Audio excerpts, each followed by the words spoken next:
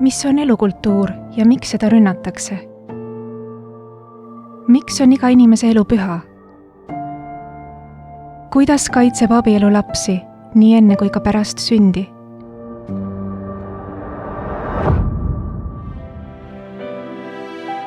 Lastekaitsepäeval 1. juunil kutsub Elukultuuri Instituut kõiki konverentsile, mis keskendub peamistele lapsi kaitsvatele põhimõtetele. Tunnustades iga lapse õigust elule ning iga lapse õigust emale ja isale, näeme, et need kriitilise tähtsusega loomupärased õigused on täna tõsise rünnaku all. Eesti Vabariigi põhiseadus sätestab paragrahvis 16. Igaühel on õigus elule. Seda õigust kaitseb seadus. Meelevaldselt ei tohi kelleltki elu võtta. Ometi võetakse meie riigis meelevaldselt elu enam kui 3000 sündimata lapselt aastas ning seda riigi rahalisel toel.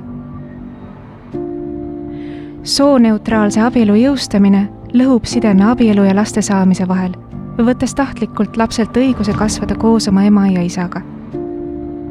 Riik, mis sel viisil lastevastast vägivalda kehtestab, lammutab ühiskonna moraalse vundamendi. Osalema on oodatud kõik, kes soovivad nendest kriitilise tähtsusega küsimustest rohkem teada saada ning kaasa mõelda selle üle, kuidas abielu ja inimelu austavat kultuuri Eesti ühiskonnas üles ehitada.